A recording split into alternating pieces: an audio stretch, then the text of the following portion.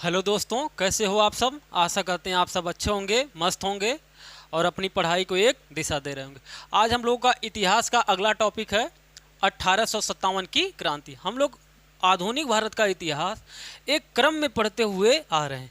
उसी क्रम में हमारा अगला टॉपिक है 1857 की क्रांति।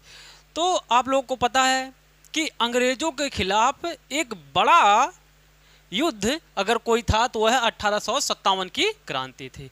तो जिससे आप लोगों का सवाल पूछा जाता है, तो हम लोग बिना देरी किए हुए इसे शुरू करते हैं। तो सबसे पहले हम लोग किसी टॉपिक का एक क्या देखते हैं, सामान्य सा परिचय। 1857 की क्रांति का एक सामान्य परिचय सबसे पहले शुरू करते हैं, जहां से कईयों बार क्वेश्चन पूछा गया है। तो पहले लिखना शुरू करते हैं। जैसे क्वेश्चन पूछा गया है कि 1857 की क्रांति के समय गवर्नर कौन था। गवर्नर कौन था, ठीक है ना। पूछा गया क्वेश्चन है कि बताओ 1857 की क्रांति के दौरान गवर्नर कौन था, मुख्यालय कहां था, सेना का मुख्यालय कहां था। पूछा गया क्वेश्चन है सेना का मुख्यालय कहां था, कहां था, ठीक है। ऐसे करके क्वेश्चन पूछा गया है। आपातकालीन मुख्यालय कहां था, आपातकालीन मुख्यालय कहां था, मुख्यालय कहां था, ठीक है। ऐसे करके आप लोगों का क्वेश्चन पूछा गया है।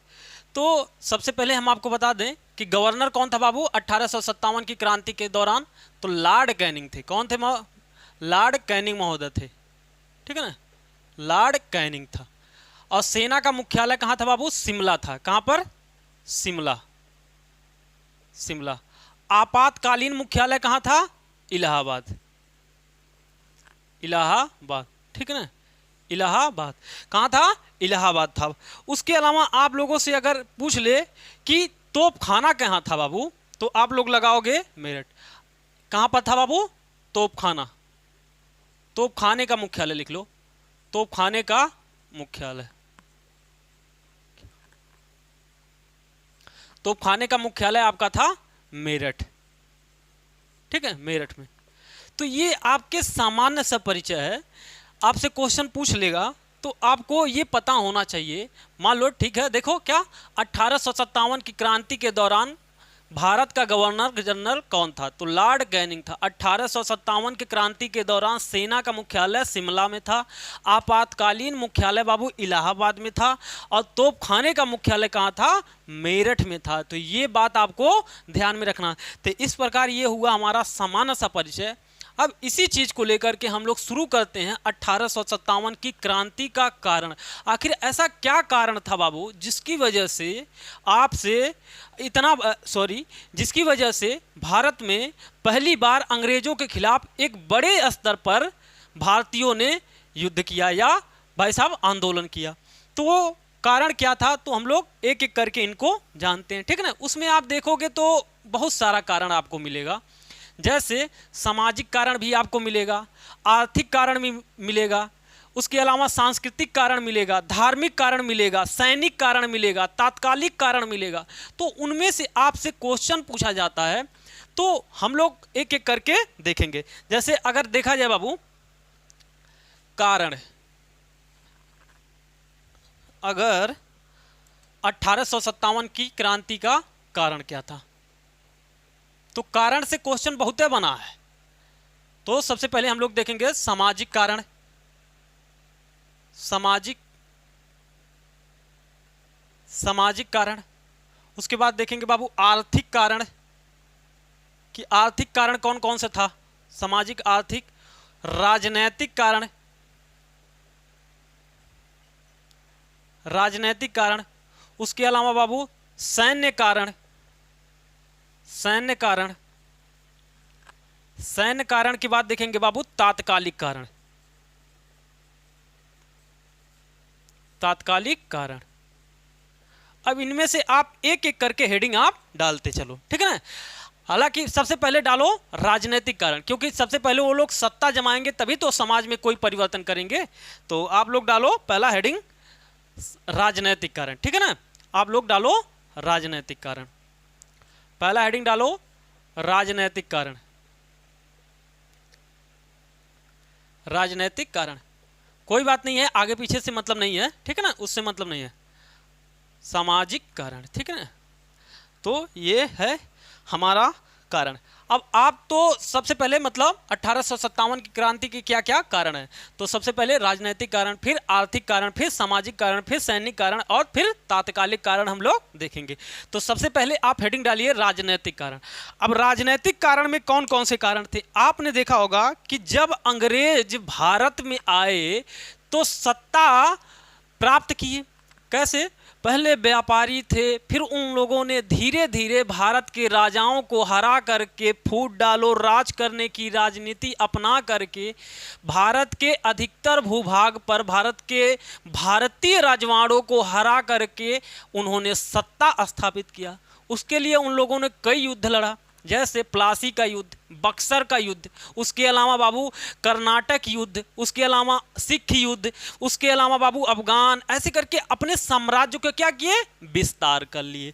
तो ये राजनीतिक कार्य में शामिल होगा, ठीक है ना।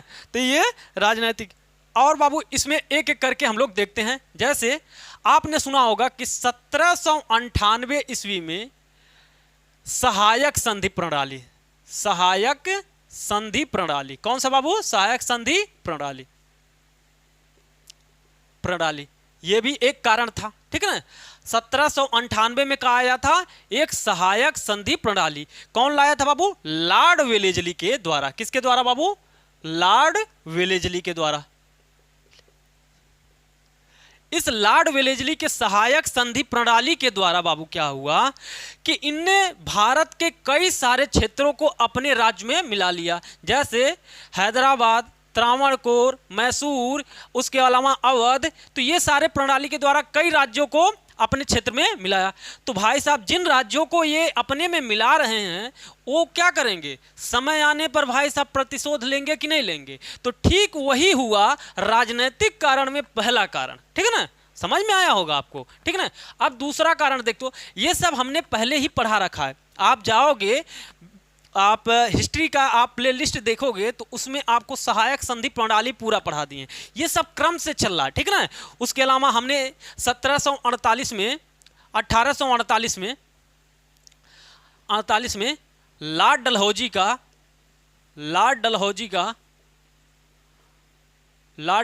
का हड़प नीति भी पढ़ा दिया है। हड़प नीति, ठीक है बाबू, हड़प नीति। अब इसके द्वारा इसने कई सारे राज्यों, जैसे इसने क्या हुआ, HMT क्षेत्रों को सहायक संधि प्रणाली के तहत हैदराबाद, मैसूर, त्रावणकोर क्षेत्रों को, अवध जैसे क्षेत्रों को क्या कर लिया? इसने अपने क्षेत्र में मिला लिया। कौन? Lord Wellesley. उसके अलावा 1848 ईस्वी में लॉर्ड डलहौजी ने एक नीति लाया जिसे कहते हैं बाबू हड़प नीति, डॉक्ट्रिन ऑफ लैप्स। क्या बाबू? हड़प नीति लाया। अब इस हड़प नीति के तहत बाबू क्या किया? उसने सतारा, जैतपुर, संभल, उदयपुर, नागपुर, बघाट, झांसी, इन सारे क्षेत्रों को क्या कर लिया बाबू? अपने साम्राज्य में मिला लिया। अब इन सारे क्षेत्रों को अपने में मिला लिया, जिसमें से आपने सुना होगा कि झांसी की रानी, ठीक है ना, झांसी की रानी। तो बाबू क्यों? क्योंकि लॉर्ड डलहौजी ने उनका क्षेत्र, उनका राज्य अपने राज्य में मिला लिया था। तो भाई साहब इसी वजह से वो 1857 की क्रांति में वो भी भाग लेंगी। तो ये कारण ये भी हो गया, ठीक है ना। इसके अलावा देखोगे तो भारतीय राजाओं को इन लोगों ने क्या किया था? कई सारे क्षेत्रों को अपने क्षेत्र में मिलाया था। तो वहां के शासकों को क्या देते थे? पेंशन देते थे। तो पेंशन देते थे तो क्या किए ससुराई? पेंशन क्या कर दिए? बंद कर दिए। पहले पेंशन देते थे, बाद में पेंशन बंद कर दिए। अब बाबू पेंशन जब बंद हो गया तो वो लोग गुस्सिया गए। तो फिर 1857 की क्रांति में वो भी बढ़ चढ़ के हिस्सा लेंगे। तो ये सारे बड़े कारण थे। ये मुख्य कारणों में सबसे महत्वपूर्ण था। कौन? ये आपको ध्यान रखना, ठीक है ना। 1798 का सहायक संधि प्रणाली और 1848 का लॉर्ड डलहौजी की हड़प नीति, ये आपको ध्यान में रखने वाली बात है, दो महत्वपूर्ण। उसके अलावा बहुत कारण था, ऐसा नहीं है कि यही दो कारण थे। और उसके अलावा भारतीय राजाओं के साथ अपमानजनक संधि भी कर रहे थे। तो अपमानजनक संधि करोगे तो भाऊ, अपमानजनक संधि के चक्कर में तो ससुरा दूसर का वर्ल्ड वार हो गया था। तो बताओ यहां पर भाई साहब युद्ध भी ना हो। आपको पता है ना कि प्रथम विश्व युद्ध में पराजित देशों के साथ भाई साहब अपमानजनक संधि हुई थी, जो आगे चल के सेकंड वर्ल्ड वार का कारण बना था। उसी तरह भाई साहब यहाँ भारतीय राजाओं के साथ अपमानजनक संधि कर रहे हैं, तो भाई साहब मौका मिलने पर ये भी युद्ध करेंगे कि नहीं करेंगे? तो करेंगे। तो भारतीय राजनीतिक कारण में अपमानजनक संधि भी लिख सकते हो, लेकिन मुख्य कारण दो। और तीसरा लिख सकते हो, अवध को कुशासन के आधार पर, लिख लो 1856 में शायद, अवध को कुशासन के आधार पर, कुशासन के आधार पर, के आधार पर, आधार पर, आधार पर अंग्रेजी राज्य में विलय, अंग्रेजी राज्य में विलय, विलय। अब देखो ये क्या है, अवध को इस आधार पर विलय कर लिया, अंग्रेजी राज्य में मिला लिया कि ससुरा सही से सत्ता नहीं चला रहा है और सही से शासन नहीं चला रहा है। इसकी वजह से बाबू क्या किए, अंग्रेजों ने ससुरा अवध को मिला लिया।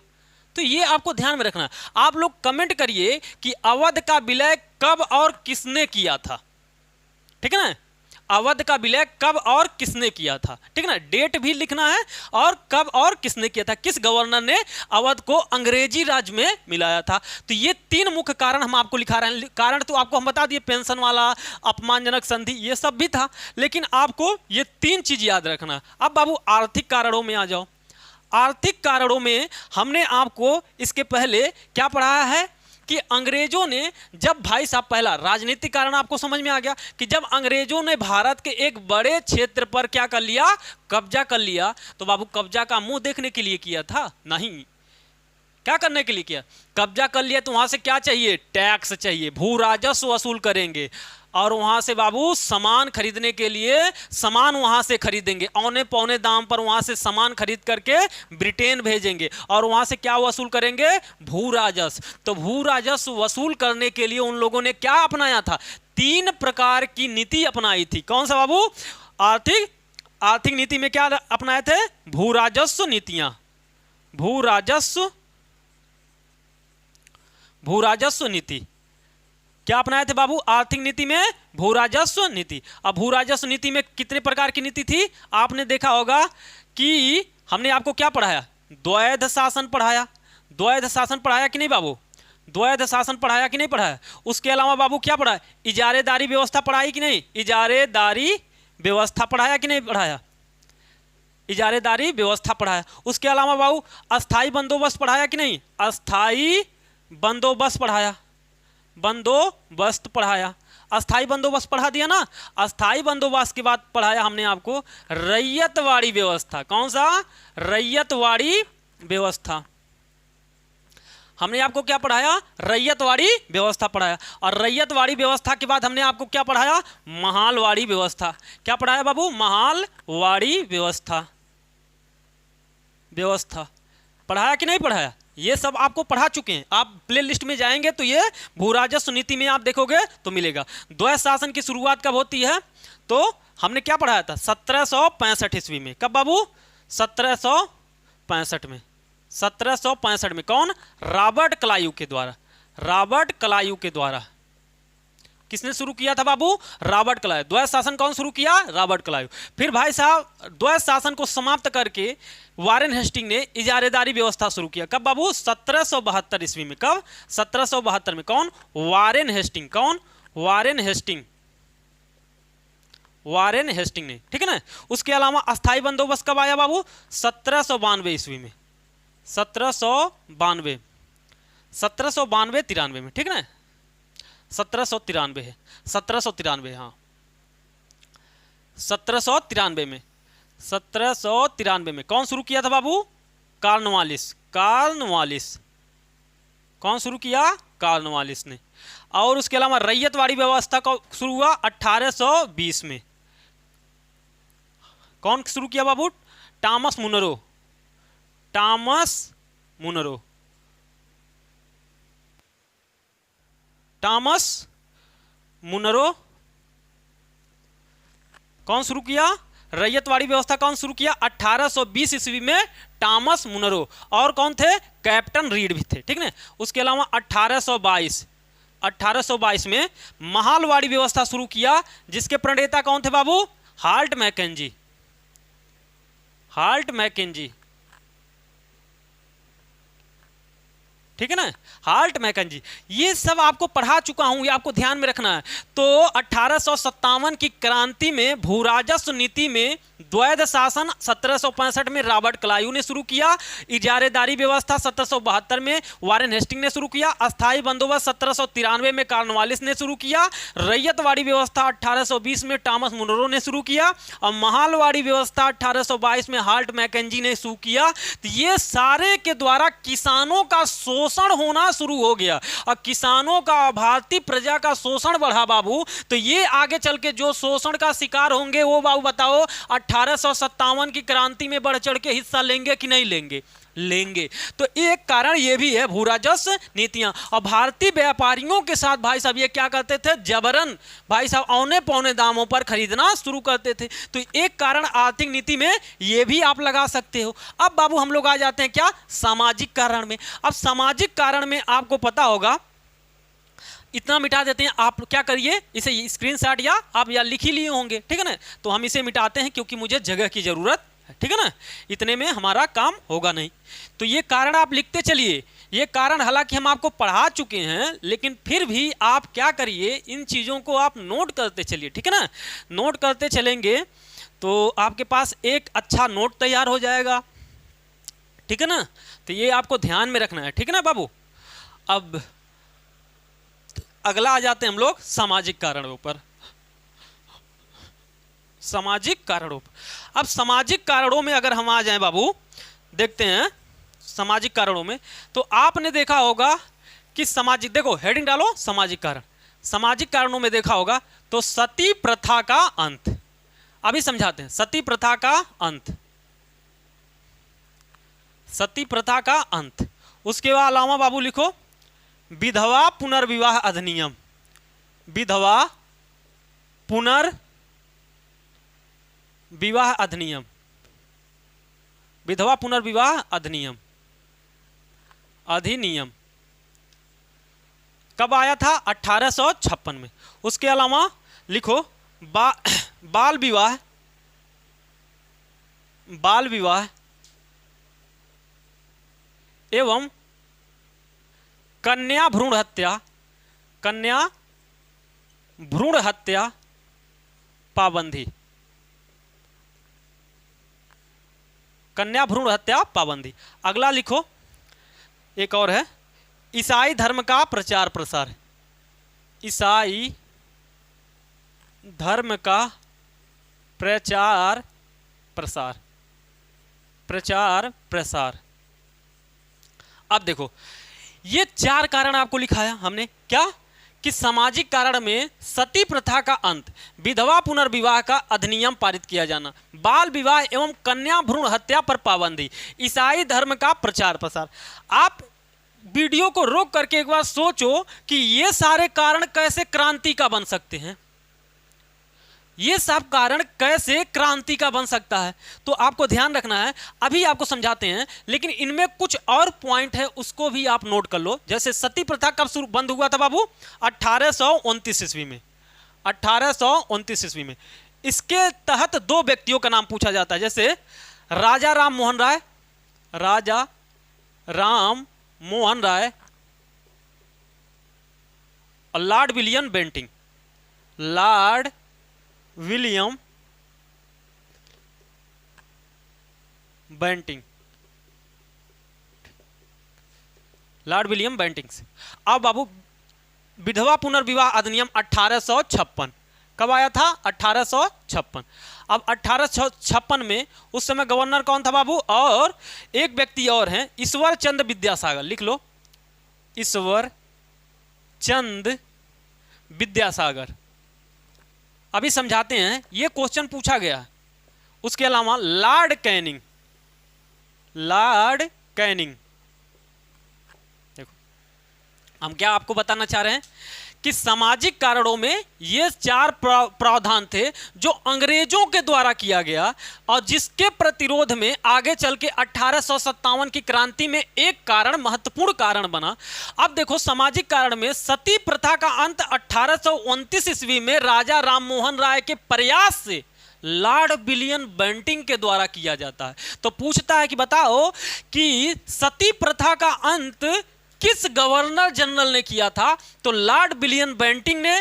किस भारतीय ने उसमें सहायता किया था? किसके प्रयासों से सती प्रथा बंद हुआ था? तो आपको ध्यान रखना है कि राजा राम मोहन राय के सती प्रथा का अंत कब हुआ था? तो 1829 में हुआ था, ये आपको ध्यान में रखना है। उसके अलावा विधवा पुनर्विवाह अधिनियम 1856, विधवा पुनर्विवाह अधिनियम 1856 किसके शासनकाल में? लॉर्ड कैनिंग के द्वारा ईश्वर चंद्र विद्यासागर के प्रयासों से। तो ये दोनों भारतीय हैं, राजा राम मोहन राय और ईश्वर चंद्र विद्यासागर कौन है बाबू? भारतीय हैं, जिन्होंने इन दोनों ही भाई साहब प्रथाओं को क्या किया? सती प्रथा का बंद करवाया और विधवा पुनर्विवाह अधिनियम को लागू कराया। तो ये आपको ध्यान में रखना। और अगला, बाल विवाह एवं कन्या भ्रूण हत्या पर पाबंदी। और चौथा, ईसाई धर्म प्रचार। अब देखो, है तो ये अच्छा काम, सती प्रथा का बंद करना अंग्रेजों का। भाई साहब उनको लगता था कि भाई साहब सती प्रथा क्यों? सती प्रथा का मतलब होता है कि पति के मृत्यु हो जाने पर पत्नी को उसी चिता पर जला देना। ऐसी प्रथा को सती प्रथा के रूप में जाना जाता है। अब इस प्रथा को बाबू समझो, इस प्रथा को अंग्रेज क्या कहते थे? कहते थे ये ससुरा एकदम से गलत भाई साहब नियम कानून है, ऐसा कानून नहीं होना चाहिए, समाज ये तो एकदम गड़बड़ वाला समाज है। हाँ, वो लोग आधुनिक थे और हम पिछड़े हुए थे, जो औरतों को जिंदा जला रहे थे। तो उनके हिसाब से लगता था कि ये मानवकृत कार्य नहीं है, इसलिए उन लोगों ने ऐसे ही कार्य को बंद कर दिया। और जब बंद कर दिया तो हम लोग तो उतने पढ़े लिखे थे नहीं कि भाई साहब हम समझे, हम आधुनिक तो थे नहीं, हम तो पिछड़े थे। इस वजह से उन्होंने किया तो सही काम किया, लेकिन भारतीय जनता क्या कही? है तुर के हमारे सामाजिक नियमों कानूनों में, हमारी रीति रिवाज में तुम आकर के उंगली कर रहे हो, नहीं, ऐसा नहीं चलेगा। इसलिए 1857 की क्रांति में इसकी वजह से उन भारतीय लोगों ने भाई साहब आंदोलन किया। ऐसा नहीं कि आंदोलन अकेले ही मात्र कारण था, लेकिन बहुत सारे कारणों में एक कारण ये भी था। दूसरा, विधवा पुनर्विवाह। अब हम लोग देखो क्या है कि विधवाओं को पूरी आजीवन उनको विधवा रहना पड़ता। अगर उसका पति मर गया तो कुछ महिलाएं विधवा हैं, तो उन महिलाओं को क्या रखा जाता था कि आजीवन उनको विधवा रखा जाता था। लेकिन अंग्रेजों ने कहा क्या हुआ भाई, अगर ये इसका पति मर गया तो इसकी दूसरी शादी करा दो, इसमें क्या दिक्कत है? तो भारतीयों ने अंग्रेजों ने विधवा पुनर्विवाह अधिनियम को भाई साहब अगर सती प्रथा से बंद कर रहे हैं, मतलब सती प्रथा अगर बंद कर रहे हो तो जाहिर सी बात है उन औरतों की शादी भी कराना पड़ेगा। तो आगे चल के ये कानून पास हुआ कि जो जिनका पति मर गया है भाई साहब, वो औरतें दूसरी शादी कर सकती हैं। तो उसके लिए विधवा पुनर्विवाह अधिनियम पारित किया गया, लेकिन भारतीयों के हिसाब से क्या था? गलत था। उसके अलावा बाल विवाह, छोटे बच्चों की शादी करा देना अंग्रेजों के हिसाब से गलत था, इसलिए उन लोगों ने कानून बनाया, भ्रूण हत्या पर पाबंदी लगाई। और चौथा बाबू, ईसाई धर्म का प्रचार। अब ईसाई धर्म का जब प्रचार होना शुरू हुआ भारत में, अंग्रेजी शिक्षा को बढ़ावा दिया जाने लगा, विदेशी कल्चर को बढ़ावा दिया जाने लगा, तो भारतीयों को लगा कि ये तो हमारी कल्चर में, हमारी संस्कृति सभ्यता में क्या है भाई साहब, ये तो सीधे सीधे हस्तक्षेप है। हमारी सभ्यता संस्कृति को क्या किया जा रहा है? मिटाने की कोशिश किया जा रहा है। इसलिए भारतीयों ने इसका भी विरोध किया, जो आगे चल के हमें 1857 की क्रांति में देखने को मिलता है। तो ये सारे कारण थे क्या? सामाजिक वाले में। अब बाबू हम लोग देखते हैं सैन्य कारण। क्या देखते हैं? सैन्य कारण। यहीं पर लिख लेते हैं, अगला लिखो बाबू, सैन्य कारण। अगला हेडिंग डालो, सैन्य कारण। अब सैन्य कारणों में आपको पता होगा कि ऐसे बोल देते हैं, इसमें बहुत ज्यादा महत्वपूर्ण नहीं, लेकिन फिर भी देखो, सैन्य कारणों में ये था कि भारतीय सैनिकों के साथ भेदभाव होता था, भारतीय सैनिकों को कम वेतन मिलता था, भारतीय सैनिकों को समुद्र पार, चलो लिख ही देते हैं, भारतीय सैनिकों को समुद्र पार युद्ध लड़ने भेजा जाता था। ठीक है, लिख लो, भारतीय सैनिकों के साथ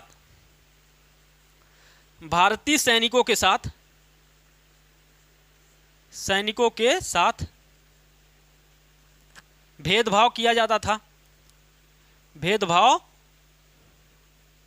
किया जाता था, कम सैलरी दी जाती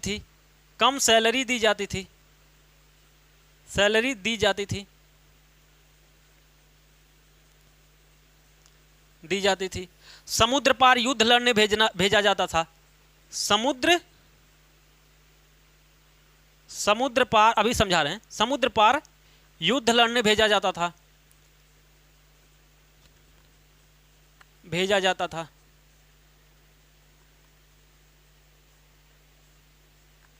समुद्र पार युद्ध लड़ने भेजा जाता था। उसके अलावा एक चीज, अब देखो ये समझ लो, उसके अलावा धार्मिक चीज़ों को पाबंदी लगा दिया जाता। अभी बताते हैं क्या। जैसे पहले ये समझो, भारतीय सैनिकों के साथ भेदभाव किया जाता, ये तो कोई दिक्कत नहीं है, कम सैलरी दी जाती है, इसमें कोई दिक्कत। अब समुद्र पार लड़ने भेजा, अब सैनिक हैं तो भाई साहब चाहे यहाँ हो युद्ध चाहे समुद्र पार हो, उनको भेजना ही पड़ता था। लेकिन भारतीयों के संदर्भ में गलत था, क्योंकि भारतीयों को लगता था कि जो लोग समुद्र के पार जाकर के युद्ध लड़ेंगे, समुद्र पार की यात्रा करेंगे, वो क्या हो जाएंगे, अपवित्र हो जाएंगे। ऐसी हमारे समाज में मान्यता थी कि जो लोग समुद्र पार करेंगे अपवित्र हो जाएंगे, उन्हें धार्मिक बहिष्कार झेलना पड़ेगा, उन्हें सामाजिक बहिष्कार झेलना पड़ेगा, उन्हें जातिवाद, जातिगत भेदभाव, मतलब धार्मिक बहिष्कार, जातिगत बहिष्कार, तो इस प्रकार के बहिष्कार उनको झेलना पड़ता था। मतलब कहने का मतलब है कि समाज में उनकी प्रतिष्ठा को पहले जैसे नहीं देखा जाता। अरे बाप, ये समुद्र पार करके आया है ससुरा, तो ये सारे तरीके से उनको देखा जाता था। इसलिए माना जाता कि बहिष्कार के डर से ऐसा समुद्र पार की यात्रा को वो लोग स्वीकार नहीं करते थे। लेकिन अंग्रेज थे भाई साहब, अंग्रेज कहते थे भाई साहब तुम्हारी मान्यताएं गए भाड़ में और तुमको समुद्र पार तो जाना पड़ता था। लेकिन भारतीयों के हिसाब से अगर हम जाएंगे तो अपवित्र हो जाएंगे, समाज में बहिष्कार झेलना पड़ेगा, जातिगत बहिष्कार झेलना पड़ेगा भाई साहब, और समुद्र पार जाना क्या माना जाता था, काला पानी माना जाता था। तो ये सब ध्यान रखना है, ठीक है ना, तो ये आपको ध्यान में रखना। उसके अलावा एक और प्रमुख कारण देखोगे तो जो भारतीय सैनिक थे, जैसे उनके पगड़ी बांधना, जैसे सिखों में क्या पगड़ी बांधते हैं ना, उसके अलावा मुस्लिमों में क्या दाढ़ी रखते थे। तो इस प्रकार के दाढ़ी रखना, मूंछ रखना, ये सारे जो धार्मिक क्रियाकलाप थे उस पर क्या कर दिए अंग्रेजों ने, बैन लगा दिया। क्या कर दिया बाबू, बैन लगा दिया। तो ये भी एक कारण था, ठीक है ना। जैसे लिख लो, तिलक लगाना, चंदन तिलक, तिलक लगाना, तिलक लगाना, दाढ़ी रखना, पगड़ी बांधना, पगड़ी बांधने पर पाबंदी लगा दिए थे। क्या कर दिए थे बाबू, पाबंदी लगा दिए थे। तो ये सब कारण था क्या, हमारे सैनिक कारण में। अब आ जाते हैं हम लोग क्या बाबू, अगला तात्कालिक कारण। अब यहां से मामला हो जाएगा गंभीर। अब यहां से भाई साहब आंदोलन की चिंगारी उठेगी और 1857 की क्रांति तक पहुंचेगी, ठीक है ना। तो ये था सामान्य सा इसमें कुछ कारण। लेकिन अब शुरू होगा 1857 की चिंगारी। कहां से, तात्कालिक कारण से। अब हेडिंग डालो बाबू आप लोग, 1857 की तात्कालिक कारण। तो आपको समझ में आया होगा, सामाजिक, आर्थिक, राजनैतिक, सांस्कृतिक, ये सब कुछ। अब बाबू लिखो तात्कालिक कारण। अगला क्या बाबू, हेडिंग डालो तात्कालिक, अंतिम वाला तात्कालिक कारण।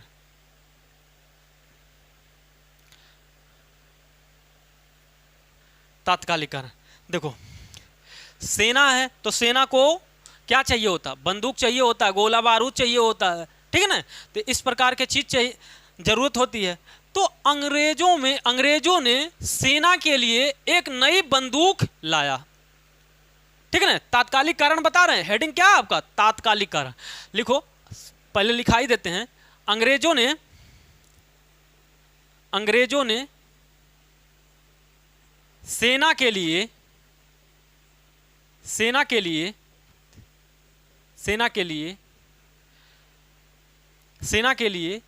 एक नई बंदूक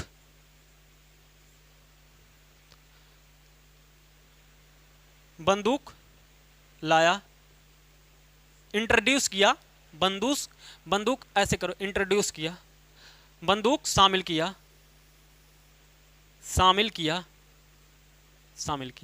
देखो अब ध्यान से देखना, पुरानी बंदूक का नाम था और नई क्या था। देखो, एक नई बंदूक, पुरानी बंदूक का नाम था ब्राउन बैस,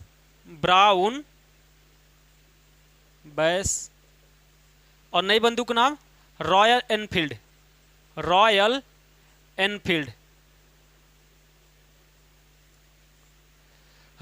एनफील्ड। पहले सेना में ब्राउन बैस नामक बंदूक चलता था। अब ब्राउन बैस के स्थान पर एक नई बंदूक इंट्रोड्यूस किया गया जिसका नाम था रॉयल एनफील्ड नामक बंदूक। अब ये रॉयल एनफील्ड जो बंदूक था, इसमें जो गोली लगती थी, इसमें ध्यान से देखो, इसमें गोली जो लगती थी, उस गोली पर जो कवर लगता था, उस गोली पर जो कवर लगता था, क्या बाबू आप भी देखते हो, कहते हो ना गोलियां जब चलता है तो गोलियां जब चलता है तो क्या निकलता है, खोखा निकलता है। कहते हो ना खोखा बिन के राजा हो जाइए ना गोली चलाए ससुरा बकचोद, ठीक है ना, झूठही में फालतू में एकदम हाँकता है, खोखा बिन के राजा होगा। तो जो खोखवा था ना, आज प्लास्टिकवा का आता है ना, तब किसका आता था, इसमें जो बंदूक में, इस रॉयल एनफील्ड में जो गोली लगती थी, उस गोली पे जो कवर लगा था बाबू, उस कवर पे गाय और सुअर का, गाय एवं सुअर की चर्बी का बना था। किसका बाबू, सुअर की चर्बी लगी थी, चर्बी लगी थी। देखो कैसे, मान लो बाबू ये कोई बंदूक है, गोली है, ये गोली है। अब ये गोलियां को कोनो चीजी में रखल गई लाला कि नहीं, आज भी ऐसे लाल का खोखवा देखा ला ना बाबू, तो ऐसे लाल का खोखा लगल रहा ना, ऐसे ऐसा खोखा लगल रहा। तो जो पहले लगता था बाबू, ये क्या था, तो जो ये ऊपरा खोखवा लगल बा, ये गाय और सुअर का है। केकर बाबू, गाय का और सुअर का चर्बी के बनल बा, सुअर की चर्बी, ठीक है ना, गाय और सुअर की चर्बी का। तो जब इस गोली को, जब इस कारतूस को रॉयल एनफील्ड में इस्तेमाल किया जाता था, तो दांत से काटा जाता था और बंदूक में लगाया जाता था और ठाए से मारा जाता था। तो ये परंपरा थी रॉयल एनफील्ड में। ये बात जब सैनिकों को पता चला कि इसमें रॉयल जो नई बंदूक आई है सेना के लिए, उसमें जो गोली लगा है, उसमें जो गोली लगी है वो गाय और सुअर की चर्बी के खोल में रखी गई है, और मुंह से काट करके भाई साहब गोली लगाना पड़ता है और फिर ठाए से मारना पड़ता है। तो जब ये बात पता चला भारतीय सैनिकों को, तो वो भाई साहब आंदोलन कर दिए, वो विद्रोह कर दिए। क्यों कर दिए, क्योंकि गाय किसके लिए पवित्र है, हिंदुओं के लिए गाय पवित्र है, हिंदुओं के लिए गाय पवित्र है, और भाई साहब मुस्लिमों के लिए सुअर अपवित्र है। क्या बाबू, हिंदुओं के लिए गाय पवित्र है और सुअर मुस्लिमों के लिए अपवित्र है। अब बाबू दोनों धर्म के लोगों के लिए ये चर्बी गाय और सुअर वाला एकदम भाई साहब धार्मिक मामला बन गया। यही कारण मेरठ में पहली बार चिंगारी उठी। और ये बात जब बाबू सॉरी मेरठ से पहले एक और घटना होती है, जब ये बात मंगल पांडे को पता चला, जो बैरकपुर में स्थित थे, जब ये बात पता चला कि जो हमको बंदूक दिया गया रॉयल एनफील्ड और जो इसमें भाई साहब कारतूस लगाना है, इस कारतूस पे जो खोल है वो गाय सुअर की लगी है, तब उन्होंने अपने अधिकारियों को भाई गोली मार दिया। और वहीं से भाई साहब आंदोलन की पहली झलक शुरू हो जाती है। तो आपको ध्यान में रखना, क्या अभी लिखाते हैं, और उनको 8 मार्च को क्या कर दिया जाता है, फांसी दे दिया जाता है। लेकिन उससे पहले आपको क्या ध्यान देना है, अंग्रेजी सेना में क्या हुआ था, नई बंदूक आई थी, उस बंदूक में गोली, उस बंदूक का नाम क्या था, तो पूछेगा पुरानी बंदूक का नाम क्या था, ब्राउन बेस। ब्राउन बेस के स्थान पे कौन सी बंदूक आई, रॉयल एनफील्ड। तो देखो 1857 की क्रांति के तात्कालिक कारण में बाबू क्या था, नई पुरानी बंदूक के स्थान पर नई बंदूक आई। पुरानी बंदूक का नाम ब्राउन बेस था, नई बंदूक का नाम रॉयल एनफील्ड था। इस रॉयल एनफील्ड में प्रयोग होने वाला कारतूस गाय और सुअर की चर्बी का बना था, जिसे मुंह से काट करके भाई साहब गोली इस्तेमाल करना था। इसी वजह से भाई साहब भारतीय सैनिकों ने विद्रोह किया। समझ में आया। अब ये था तात्कालिक कारण, यही तात्कालिक कारण था। तो आपको ध्यान में रखना है क्या, रॉयल एनफील्ड और ब्राउन बेस। ब्राउन बेस क्या था, पुरानी बंदूक थी, और ब्राउन बेस के स्थान पे कौन सी बंदूक आई, रॉयल एनफील्ड। कौन सी बाबू, रॉयल एनफील्ड। और रॉयल एनफील्ड में गाय सुअर वाली मामला आगे चल के भयावह स्थिति पकड़ाती, ये आपको ध्यान में रखना। अब हम लोग आ जाते हैं कहां बाबू, हमारा क्या हुआ, 1857 की क्रांति का कारण खत्म, ठीक है ना, ये आपको ध्यान में रखना है। अब हम लोग आ जाते हैं इसके बाद की घटना क्या होती है। तात्कालिक कारण हो गया पता, अब हम लोग इसके अगले पड़ाव पर चलते हैं, ठीक है ना।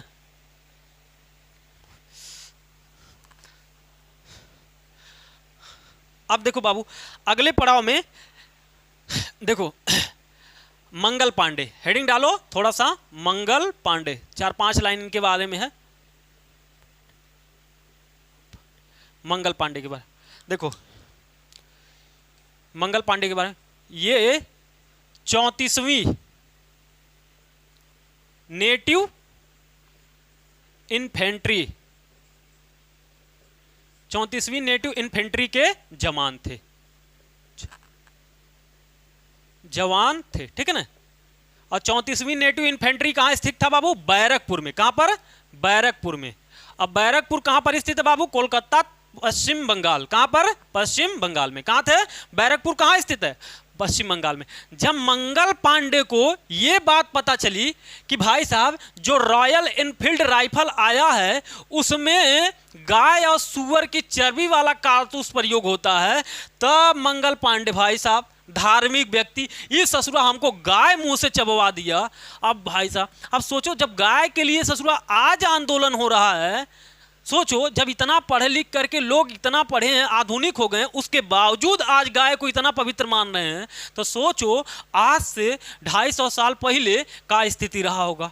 तब तो और ही ज्यादा 1800, सोचो 1857, 18 दूई 20, 200 साल से ज्यादा, समझ रहे हो? 250-300 साल हो गया। अब 300 साल 250 साल पहले सोचो मंगल पांडे कितने धार्मिक व्यक्ति रहे होंगे गाय को लेकर के। तो भाई साहब जब ये बात इनको पता चली तो इन्होंने अपने आसपास के अंग्रेज अधिकारियों पर विद्रोह कर दिया और 2 अंग्रेज अधिकारी को गोली भी मार दिए। तो वो पूछता है कि उनका क्या क्या नाम था बैरकपुर में, तो मंगल पांडे आंदोलन कर दिए। लिखो उसके अलावा 29 मार्च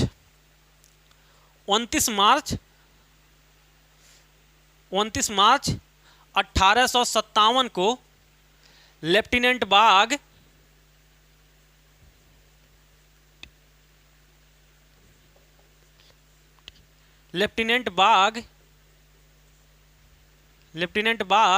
एवं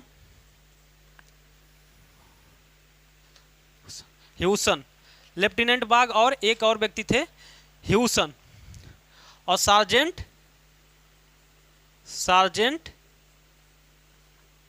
ह्यूसन को गोली मार दिए,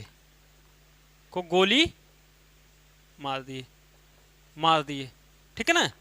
कब बाबू? 2 व्यक्तियों को, लेफ्टिनेंट बाग और सार्जेंट ह्यूसन को, 2 व्यक्तियों को गोली मारे थे। एक थे लेफ्टिनेंट बाग और सार्जेंट ह्यूसन को, जिसमें से लेफ्टिनेंट बाग आगे चल के मर जाता है और ह्यूसन बच जाता है, ठीक है ना। कब मारे गोली? 29 मार्च 1857 को। अब इसी कारण इनको क्या कर लिया जाता है? गिरफ्तार। अंग्रेज क्या कर लेते हैं बाबू? गिरफ्तार कर लेते हैं। और गिरफ्तार करके 29 मार्च, उसके बाद 8 अप्रैल, कब बाबू? 8 अप्रैल 1857 को क्या कर दिया गया? इनको फांसी की सजा दे दी गई, फांसी दे दिया गया, ठीक है ना। सोच रहे हो 29 मार्च और 8 अप्रैल में कितना दिन है? 8 से 9 दिन, समझ रहे हो? बिना क्या सोच समझ सकते हो कि क्या 8 से 9 दिन में कोई न्यायिक कार्रवाई अच्छे से हुई होगी? नहीं।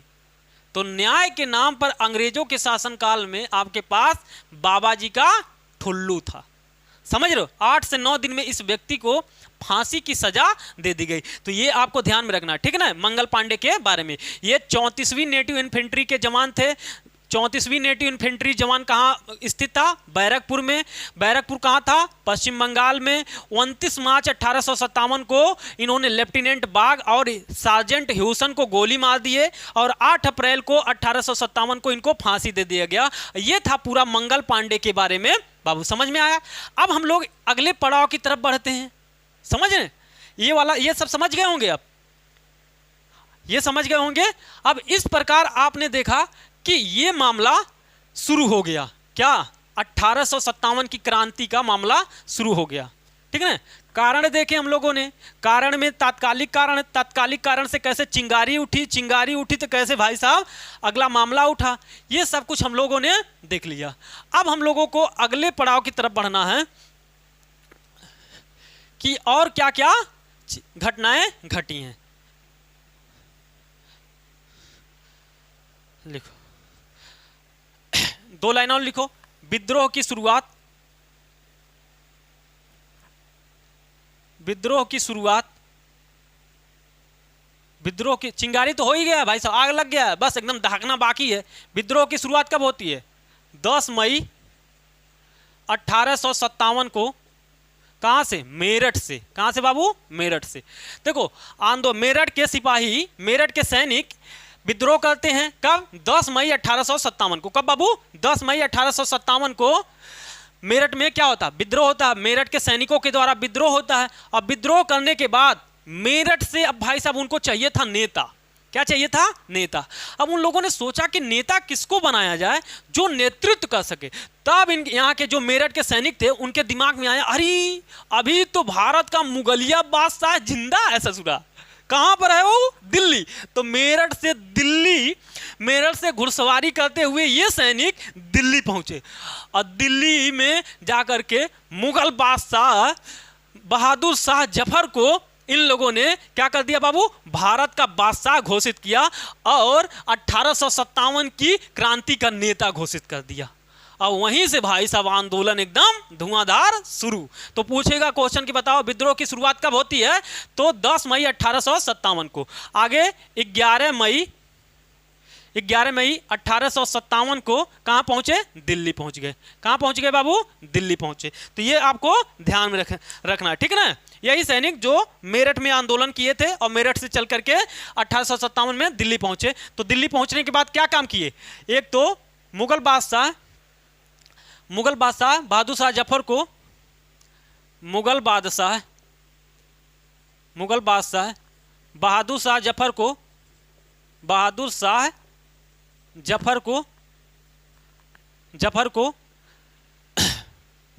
मुगल बादशाह बहादुर शाह जफर को बादशाह घोषित किए।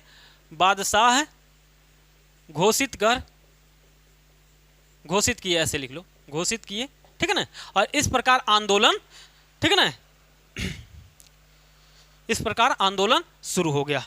अब बाबू जैसे दिल्ली में आंदोलन शुरू हुआ, उसके अलावा अब आप देखोगे कि छोटे छोटे स्तर पर अपने अपने राज्य में सारे लोग आंदोलन शुरू कर दिए। तो आपसे क्वेश्चन पूछता है कि दिल्ली में कौन नेता थे, कानपुर में कौन थे, लखनऊ में कौन थे, उड़ीसा में कौन थे, असम में कौन थे, गोरखपुर में कौन थे, बरेली में कौन थे। इस प्रकार आपसे क्वेश्चन पूछता है। और कुछ जगहों पे जैसे कानपुर, लखनऊ, इलाहाबाद जैसे क्षेत्रों में क्या पूछता है बाबू कि यहाँ के नेता, दबाने वाले नेता का नाम क्या था, ठीक है ना। तो हम लोग एक ही चार्ट में सब कुछ देख लेते हैं कि क्या क्या कैसे कैसे, ठीक है ना। तो एक खड़ा पेज आप लोग लीजिएगा ताकि इसमें पूरा आ जाए, ठीक ना। जैसे पहला लिखो, जैसे स्थान। स्थान का मतलब है कि स्थान मतलब वो स्थान कहाँ कहाँ, जैसे इलाहाबाद, लखनऊ, ठीक है ना, असम, गोरखपुर, दिल्ली, उड़ीसा, ठीक है ना। इस प्रकार स्थान, वहाँ पे नेता कौन थे, उसके अलावा दबाने वाला नेता। कुछ जगहों पर आपको मतलब अंग्रेज, दबाने का काम कौन करेगा? अंग्रेज ही तो करेंगे। विद्रोह शुरू हुआ, उस विद्रोह को दबाना का काम कौन शुरू करेगा? अंग्रेज ही तो शुरू करेंगे। तो हालांकि सारा नहीं, कुछ में आपको पढ़ना पड़ता है। जैसे लिखो स्थान सबसे पहले दिल्ली में शुरू करो। कौन बाबू? दिल्ली, ठीक है ना। दिल्ली में कौन थे? अभी बताए हैं, बहादुर शाह जफर और बख्त खां। कौन थे बाबू? जनरल बख्त खान, ठीक है ना। ये था, दो लोग थे दिल्ली में आंदोलन का। 1857 की क्रांति के दौरान दिल्ली में नेतृत्व कौन कर रहा था? बहादुर शाह जफर और जनरल हालांकि बहादुर शाह जफर बड़ा बूढ़ा हो गया था, ठीक है ना। बहादुर शाह जफर बड़ा बूढ़ा हो गया था और जनरल बख्त खां क्या थे बाबू? क्या थे? ये वास्तविक नेतृत्व करता थे, सेनापति थे। कौन? जनरल बख्त खां। तो ये आपको ध्यान में रखना है। अब बाबू देखो, बहादुर शाह जफर आगे चल करके इस आंदोलन में 1857 की क्रांति के दौरान ही भाई साहब, बाद में जब देखा कि आंदोलन अंग्रेजों के नेतृत्व में गया, अंग्रेज क्या कर रहे हैं, दिल्ली पर नियंत्रण प्राप्त कर लिए, तो बाबू ये छिप गया। और जब छिप गया तो इसकी लुगाई ना, इसकी पत्नी ही इसको बता दी कि कहाँ पर छुपा है। तो जब छुपा है तो पकड़े गए। तो उसके अलावा इसके बेटे को, इसके दो बेटे के और एक पोते को मार दिया गया और इसे कहाँ भेज दिया गया? रंगून। कहाँ भेज दिया गया बाबू? रंगून भेज दिया गया। तो यहीं पर लिख लो, अभी दबाने वाला तो वहाँ आगे लिख लेंगे। बहादुर शाह जफर पकड़े जाने पर यहीं पे लिख लो,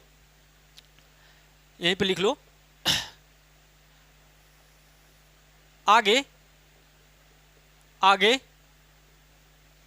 रंगून, रंगून कहाँ है जरा आप लोग बताइएगा। रंगून भेज दिया जाता है, भेज दिया गया, ठीक है, भेज दिया गया, आगे रंगून भेज दिया जाता है इसी आंदोलन के बाद, ठीक है ना। अब आपसे अगर पूछें, अब आपसे पूछें, एक होमवर्क है लिखना जरा, जैसे देखो कुतुबुद्दीन ऐबक का नाम सुने हो, कुतुबुद्दीन ऐबक, ऐबक, कुतुबुद्दीन ऐबक, उसके बाद बाबर, उसके बाद बाबर, उसके बाद हिमायू, बाबर के बाद लिखो हिमायू, हिमायू, उसके अलावा लिखो बहादुर शाह जफर, बहादुर शाह जफर, जफर, बहादुर शाह, कुतुबुद्दीन ऐबक, बाबर, हिमायू, बहादुर शाह जफर। इन सब का मकबरा कहाँ पर स्थित है? इन सब का मकबरा विदेश में है, मतलब भारत से बाहर है। तो क्वेश्चन पूछा गया है इन सब का, और बताना है आपको कि बताओ इन सब का मकबरा कहाँ है, ठीक है ना। आपको होमवर्क है, ठीक है ना, कमेंट करना आपको कि बताओ इसमें से इन सब का मकबरा कहाँ पर है। तो ये ध्यान में रखना है।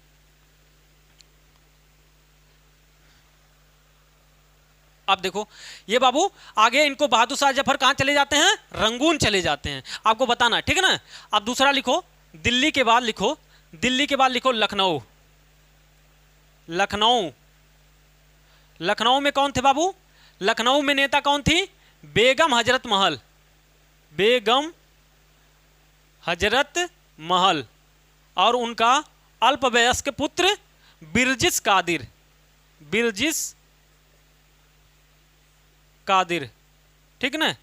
इनका छोटा बेटा था, अल्पवयस्क था, कम उम्र का था, उसे राजा घोषित करके उसकी संरक्षिका बन करके लखनऊ में क्या किया?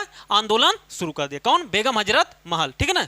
अब देखो तीसरा लिखो बाबू, तीसरा, तीसरा है आपका लखनऊ के बाद कानपुर है, लिखो कानपुर, कानपुर में कौन थे बाबू?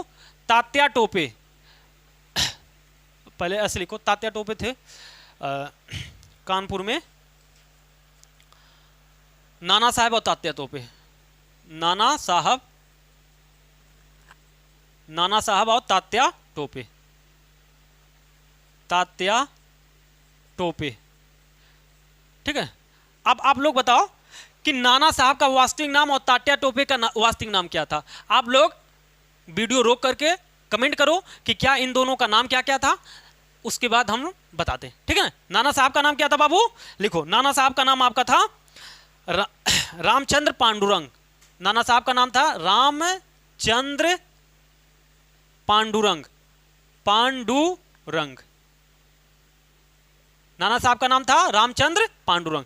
और तात्या टोपे का वास्तविक नाम था क्या? लिखो धोंधू पंत, धोंधू पंत, क्या नाम था? धोंधू पंत, ठीक है ना, वास्तविक नाम, ठीक है ना।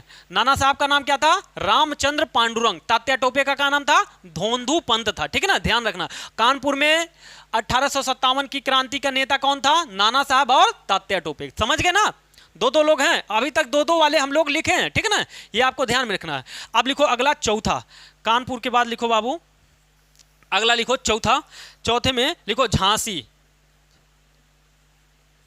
झांसी, इसमें तो दिक्कतें नहीं होगा।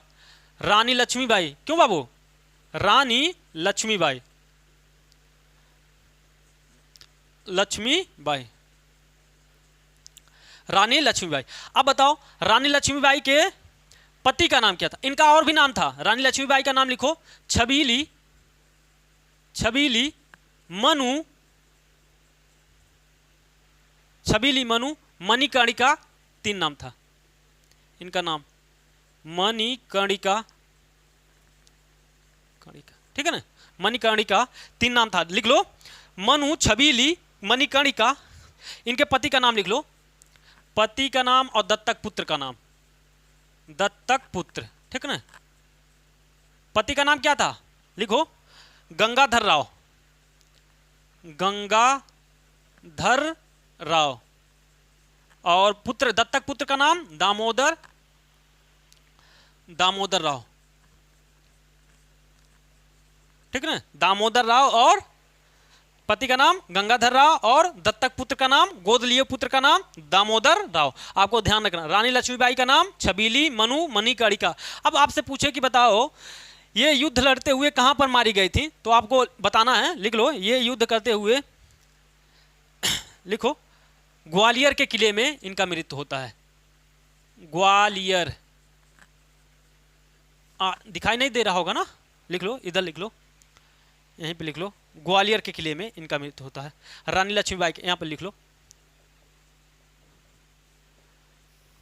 ग्वालियर, ग्वालियर के किले में मृत्यु। अंग्रेजों के साथ युद्ध कर रही थी, अंग्रेजों ने चारों तरफ से घेर लिया और उसी किले में इनकी लड़ते हुए मृत्यु होती है। ठीक है ना, मृत्यु होता है, होती है। उसके अलावा लिखो, ह्यूरोज कहता है, ह्यूरोज कहता है कि सभी विद्रोहियों में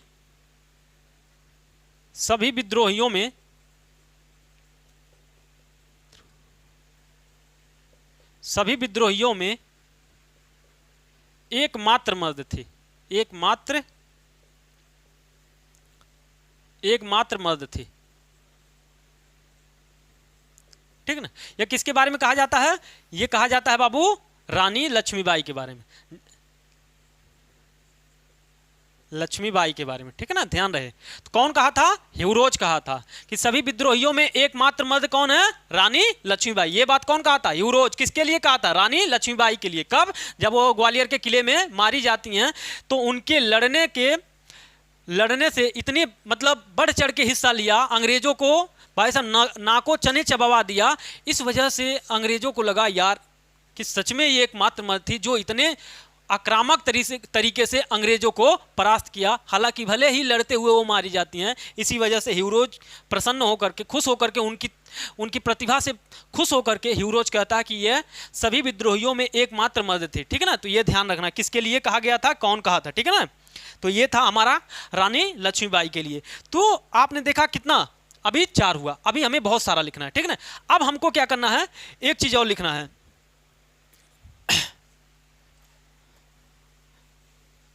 एक चीज और लिखना है इन चारों का, क्योंकि इनका पूछता है। ठीक है ना, ये सब तो आप लिख लिए होंगे। ठीक है ना, अब देखो बाबू, अब आपसे एक चीज ध्यान रखना है कि बताओ दिल्ली में अंग्रेज कौन था? जो मतलब यहां तक इधर भारतीयों की तरफ से कौन था? बहादुर शाह जफर और जनरल बख्त खां। तो अंग्रेजों की तरफ से भी ना कोई आया होगा इसे दबाने के लिए। तो लिखो निकोलस और हडसन, निकोलस और हडसन। हडसन, जब निकोलस मारा गया तो हडसन आया। ठीक है ना, निकोलस युद्ध करते हुए दिल्ली में मारा जाता है तो फिर उसके जगह पे हडसन आता है। ठीक है ना, लखनऊ और कानपुर और लखनऊ में कैंपबेल था। कौन था बाबू, कौन था? कैंपबेल।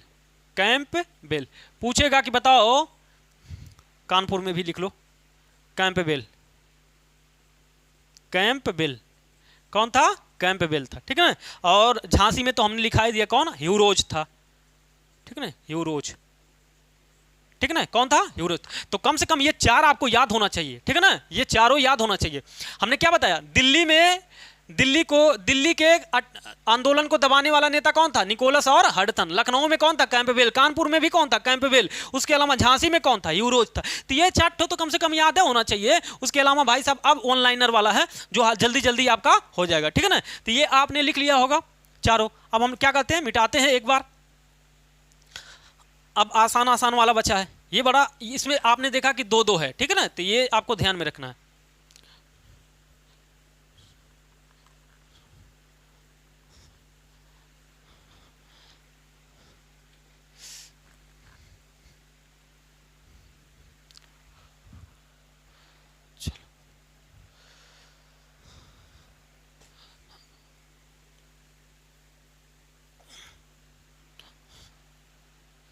अब लिखो बाबू, कानपुर हो गया।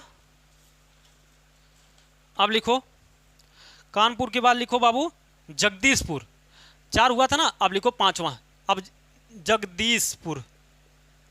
जगदीशपुर, जगदीशपुर के नेता कौन थे? कुंवर सिंह और अमर सिंह, 2 भाई, कुंवर सिंह और अमर सिंह, 2 भाई थे। ठीक है ना, जगदीशपुर में कौन कौन से? कुंवर सिंह और अमर सिंह। उसके अलावा लिखो बाबू, उसके अलावा लिखो गोरखपुर में, लिखो गोरखपुर गजाधर सिंह, लिखो गजाधर, गजाधर सिंह, ठीक है। सातवां लिखो बाबू, बरेली में कौन थे, लिखो खान बहादुर खान, खान बहादुर,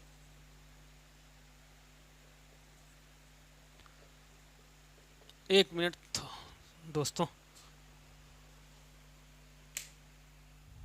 खान बहादुर खान। अब लिखो सातवें के बाद आठवां लिखो, बरेली के बाद, उसके बाद लिखो उड़ीसा, उड़ीसा में लिखो, उड़ीसा में नेता थे उज्जवल शाही और सुरेंद्र शाही, उज्जवल शाही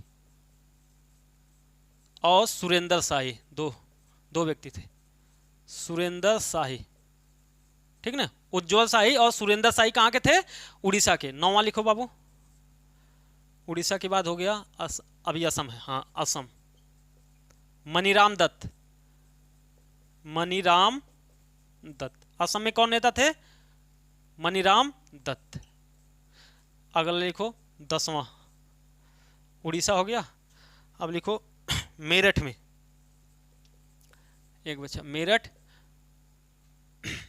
मेरठ में है मनीराम दत्त, सॉरी असम में हो गया मनीराम दत्त, असम में कदम सिंह, मेरठ में कदम सिंह, कदम सिंह। अगला लिखो 11वां, और बचा है एक, गजाधर सिंह हो गया, 11वां लिखो इलाहाबाद, इलाहाबाद, लियाकत अली, लियाकत अली। फैजाबाद लिखो, फैजाबाद, मौलवी अहमदुल्ला, मौलवी अहमदुल्ला, मौलवी अहमदुल्ला। फैजाबाद में कौन है बाबू, मौलवी अहमदुल्ला, ठीक है ना, फैजाबाद में मौलवी अहमदुल्ला। तो ये थे 1857 की क्रांति के कुछ नेता, ठीक है ना। तो इस प्रकार हमारा क्या हुआ कि 1857 की क्रांति के दौरान किस जगह पे किसने नेतृत्व किया था, ये सीधे आपसे क्वेश्चन पूछा जाता है कि बताओ असम में कौन नेतृत्व किया था, तो असम में मनीराम दत्त। उड़ीसा में कौन किए थे, सुरेंद्र शाही, उज्जवल शाही, दो व्यक्ति। इलाहाबाद में कौन किए थे, लियाकत अली, ठीक है ना। तो इस प्रकार आपसे क्वेश्चन पूछा जाता है, इलाहाबाद में लियाकत अली, फैजाबाद में मौलवी अहमदुल्ला। तो इस प्रकार के क्वेश्चन आपसे पूछा गया है प्रीवियस ईयर में, तो आपको ये ध्यान में रखना है, ठीक है ना। अब हम लोग आ जाते हैं, अब आते हैं हम लोग देखते हैं 1857 की क्रांति को लेकर कहे गए कथन। लिखो हेडिंग डालो, 1857 की क्रांति को लेकर कहे गए कथन, कहे गए कथन, ठीक है ना।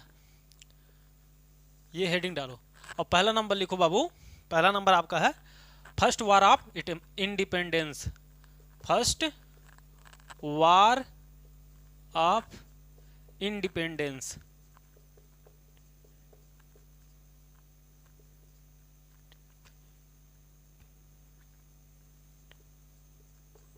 फर्स्ट वार ऑफ इंडिपेंडेंस, ये बात किसने कहा था बाबू, 1857 की क्रांति को किसने कहा था कि फर्स्ट वार ऑफ इंडिपेंडेंस, ये बात कौन कहा था बाबू, बीडी सावरकर। कौन कहे थे, बीडी सावरकर, सावरकर, ठीक ना। ये बात कौन कहा था, बीडी सावरकर ने कहा था। अगला लिखो बाबू, दूसरा नंबर सैनिक विद्रोह। सैनिक 1857 की क्रांति को सैनिक विद्रोह किसने कहा था, ये भी क्वेश्चन पूछा जाएगा, ठीक ना। सैनिक विद्रोह, ये बात कौन कहा था, सर सैयद अहमद रायबरेली, सर सैयद अहमद रायबरेली। ये बात कौन कहा था, लिखो तीसरा राष्ट्रीय विद्रोह, 1857 की क्रांति एक राष्ट्रीय आंदोलन है, राष्ट्रीय आंदोलन है, आंदोलन है। ये बात कौन कहा था बाबू? डिजरायली ने, डिजरायली, डिजरायली। ये बात कौन कहा था? डिजरायली ने कहा था। अगला लिखो चौथा, सभ्यता एवं बर्बरता के बीच युद्ध। सभ्यता एवं बर्बरता के बीच युद्ध, बर्बरता के बीच युद्ध, बीच युद्ध। ये किसने कहा था? टी आर होम्स ने, T R Holmes, T R Holmes ने क्या कहा था? सभ्यता और बर्बरता, अभी समझाएंगे, सभ्यता और बर्बरता के बीच युद्ध। लिखो, न तो प्रथम, न तो प्रथम, न ही राष्ट्रीय, राष्ट्रीय, न ही स्वतंत्रता संग्राम, स्वतंत्रता संग्राम, संग्राम। ये कौन कहा था बाबू? ये कहे थे आरसी मजूमदार, मजूमदार। ये बात कौन कहा था? आरसी मजूमदार ने कहा था, ठीक है ना।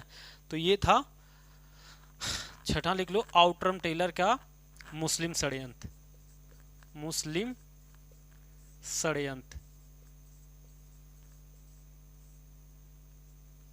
ये कौन कहा था? आउटरम टेलर,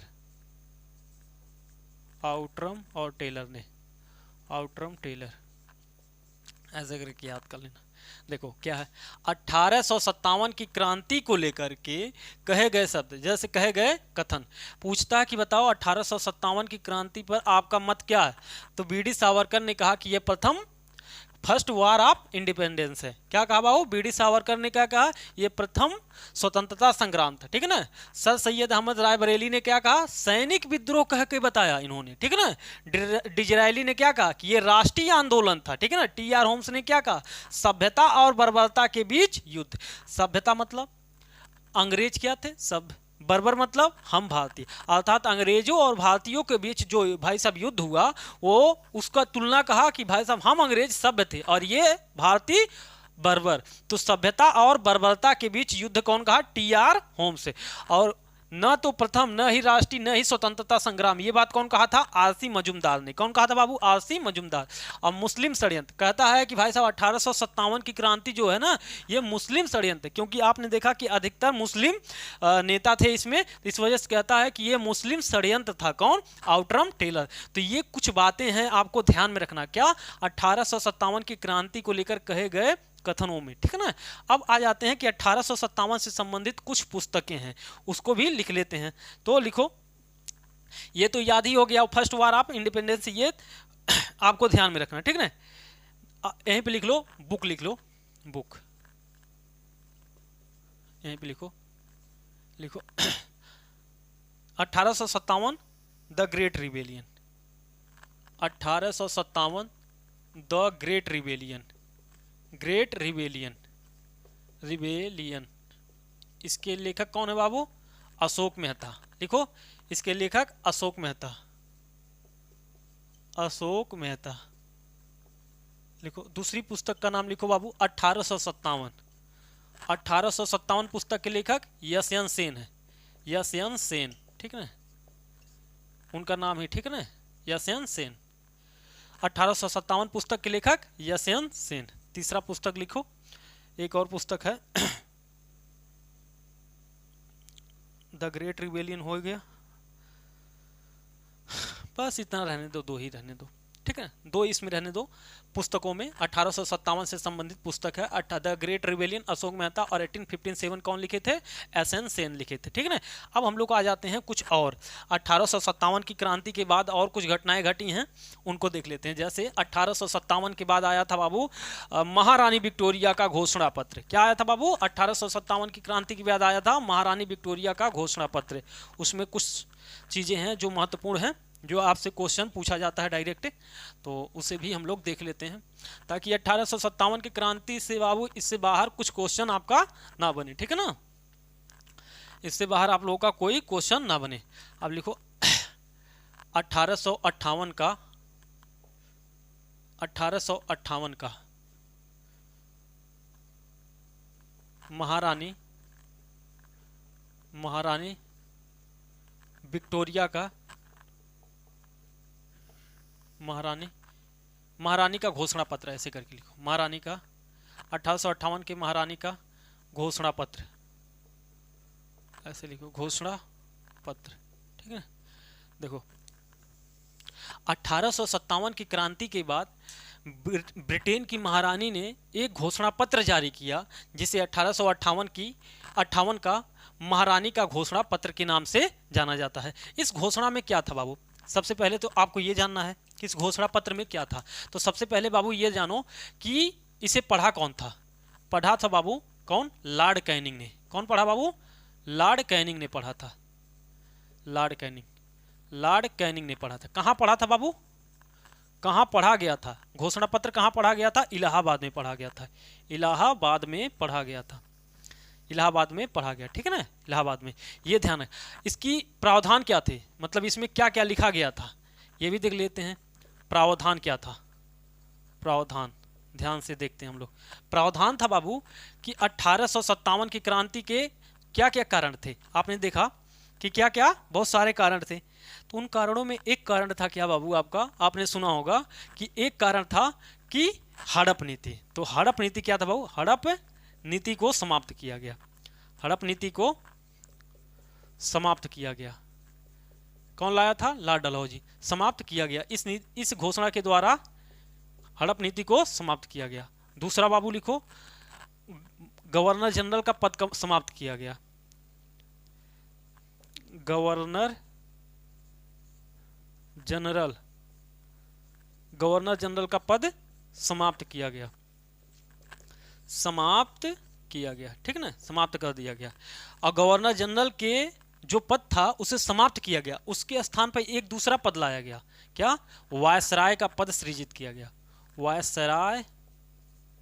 वायसराय का पद सृजित किया गया।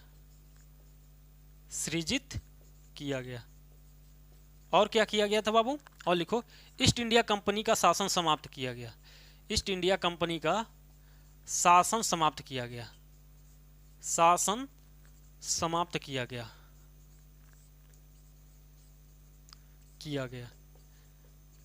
सत्ता अब किसके हाथ में? अब ईस्ट इंडिया कंपनी का शासन समाप्त हो गया, तब अब सत्ता कौन चलाएगा? लिखो, अब सत्ता ब्रिटिश क्राउन के अधीन कर दिया गया।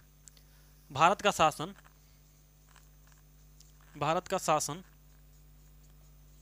ब्रिटिश क्राउन के अधीन कर दिया गया। ब्रिटिश क्राउन के अधीन कर दिया गया। अधीन कर दिया गया।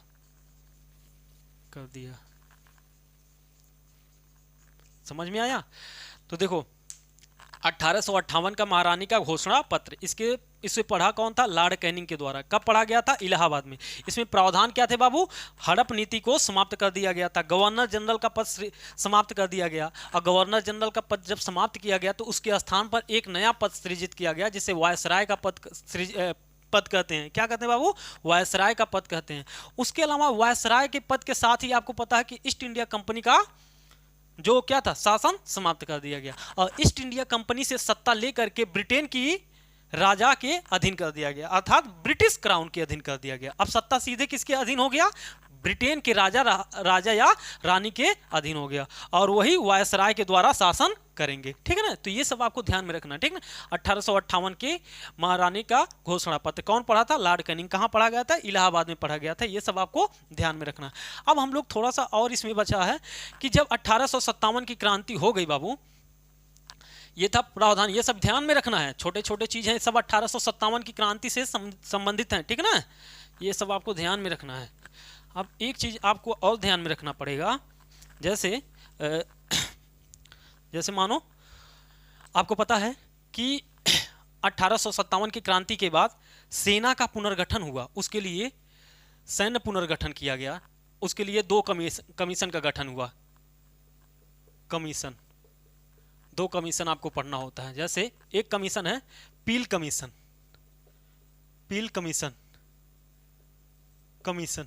और दूसरा है रॉयल कमीशन, ठीक है ना, रॉयल कमीशन। पील कमीशन और रॉयल कमीशन क्या है बाबू? पील कमीशन के द्वारा सेना का पुनर्गठन किया गया, सेना का पुनर्गठन किया गया, पुनर्गठन किया गया, ठीक है ना, ये सब ध्यान रखना है, किया गया। और रॉयल कमीशन के द्वारा सैनिक भर्ती, सैनिक भर्ती, सैनिक भर्ती। तो पूछेगा कि बताओ पील कमीशन का संबंध किससे है? तो सेना के पुनर्गठन से। और रॉयल कमीशन का संबंध किससे है? सैनिक भर्ती। अब देखो पील कमीशन के द्वारा सैनिक भर्ती पहले क्या था? 1857, देखो ध्यान से देखना, 1857 की क्रांति हुई, उससे पहले क्या था? सेना, जो मान लो कि ये सेना है, इस सेना में अधिकतर हिस्सा किसका था? अधिकतर हिस्सा, मैक्सिमम हिस्सा बाबू कौन थे? इंडियन। कौन थे बाबू? इंडियन मैक्सिमम थे। और मिनिमम यूरोपीय लोग। यूरोपीय लोग कैसे थे? मिनिमम, मतलब इनकी सेना में कम से कम हिस्सेदारी थी। मिनिमम थे, मैक्सिमम थे, ठीक है ना। इंडियन क्या थे? मैक्सिमम थे। और यूरोपीय क्या थे? मिनिमम थे। तो जब सेना का पुनर्गठन किया गया, पील कमीशन के द्वारा सेना का गठन किया गया, तो इसमें भारतीयों की संख्या क्या कर दिया गया? कम कर दिया गया। भारतीयों की संख्या कम करके यूरोपीय संख्या बढ़ाया गया। बस ये ध्यान रखना, क्या? पील कमीशन के द्वारा, क्योंकि भाई साहब 1857 की क्रांति में भाई साहब सेना ने भी बढ़ चढ़ के हिस्सा लिया था। सैनिकों ने, जैसे देखो मेरठ में, बैरकपुर में क्या किया? भारतीय सैनिकों ने अंग्रेजों के खिलाफ आंदोलन किया। तो इस वजह ने अंग्रेजों ने अंग्रेज डरे कि भाई भविष्य में ऐसा कुछ ना हो कि मैंने आगे चल के फिर भारतीय सैनिक हम पर ही क्या कर दे भाई साहब, धावा बोल दे। इसलिए भारतीय सैनिकों का क्या कर दिया गया? कम कर दिया गया। तो पूछेगा पील कमीशन का संबंध किससे है? तो सेना के पुनर्गठन से। रॉयल कमीशन से क्या संबंध है? रॉयल कमीशन का संबंध किससे है? सैनिक भर्ती से। अब इस सैनिक भर्ती के द्वारा उन क्षेत्रों को, जैसे गोरखपुर के क्षेत्र थे, गोरखपुर, फैजाबाद, ऐसे जो क्षेत्र थे, यहाँ के सैनिकों को कम किया गया। अब उसके अलावा सिख, नेपाली इत्यादि सैनिकों को क्या किया गया? बढ़ाया गया, ठीक है ना। इसमें बता देते हैं कि कौन कौन से सैनिकों को आपको ध्यान में रखना है। जैसे गोरखा, पंजाब, मतलब वही गोरखा कौन थे?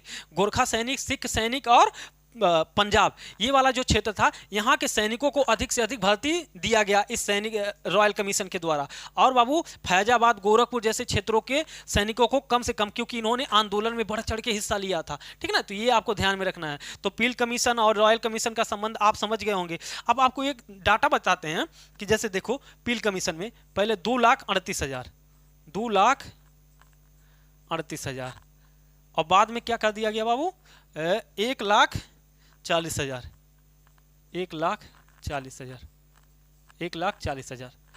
अब देखो सेना पुनर्गठन, भारतीय सैनिक, पील कमीशन के द्वारा, पील कमीशन 1857 की क्रांति तक भारत की सैनिकों की संख्या कितनी थी? 2,38,000 थी। कितना बाबू?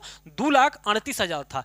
लेकिन इस पील कमीशन के द्वारा सेना का पुनर्गठन किया गया, तो भारतीय सैनिकों को निकाल करके कितना कर दिया गया? 1,40,000 तक सीमित कर दिया गया। तो ये आपको ध्यान में रखना है, ठीक है ना, ये आपको ध्यान में रखना है। अब हम लोग एक चीज और बचा है बाबू, थोड़ा सा ध्यान उसको भी लिख लेते हैं कि 1857 की क्रांति में गद्दार कौन कौन थे, ठीक है ना। कभी कभी क्वेश्चन पूछ लेता है, आपने सुना होगा ग्वालियर के सिंधिया ने 1857 की क्रांति में साथ नहीं दिया, ठीक है ना। तो इस प्रकार क्वेश्चन पूछता है ना।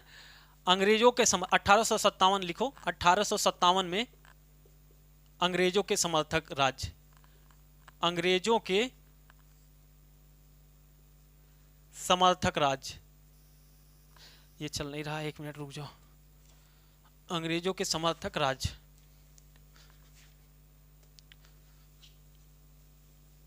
अंग्रेजों के समर्थक राज्य 1857 की क्रांति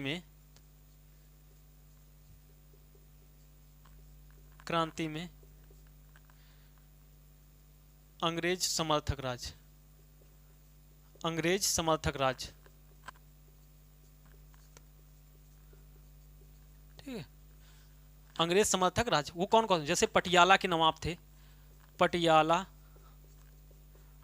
के नवाब थे। उसके अलावा ग्वालियर के सिंधिया थे, ग्वालियर के सिंधिया, ग्वालियर के सिंधिया। हैदराबाद के निजाम, हैदराबाद के निजाम, हैदराबाद के निजाम।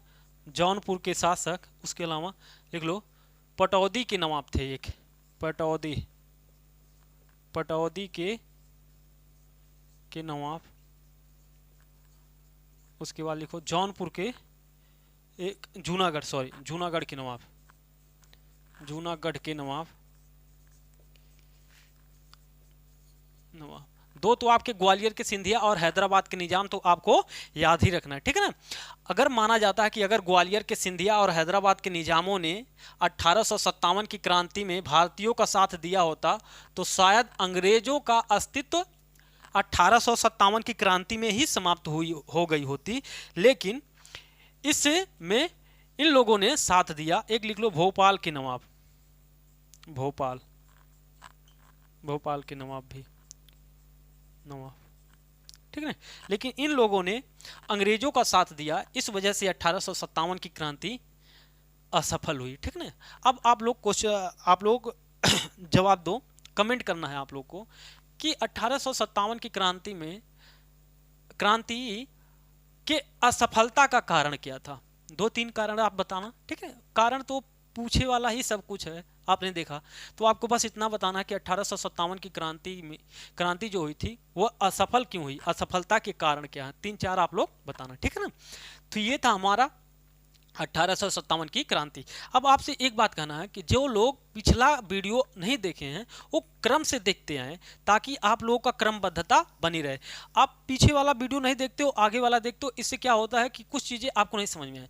अब इसमें हमने जो रेफरेंस दिया आपको, जैसे कि हड़प नीति, जैसे हमने हड़प नीति दिया, सहायक संधि प्रणाली दिया, उसके अलावा जैसे कि हैदराबाद, उसके अलावा जैसे कर्नाटक युद्ध, सिंध युद्ध, उसके अलावा जैसे कि आपको हमने बताया पंजाब सिख राज्य, ये सब हमने बताया, कर्नाटक, मैसूर, ये सारा कुछ हमने आपको बताया। उसके अलावा हम आपको बताएं आर्थिक नीतियां जैसे अस्थाई बंदोबस्त, ये सब कुछ बताया ना, ये सब पहले पढ़ा चुके हैं आप। इसके पहले वीडियो देखेंगे और यहाँ तक आएंगे इस वीडियो में, तब आपको एकदम A to Z समझ में आएगा, ठीक है ना। तो आप लोग पीछे वाला वीडियो देख लो। तो आज के लिए यहीं रखते हैं वीडियो, फिर आगे हम लोग देखेंगे, ठीक है ना। थैंक यू दोस्तों।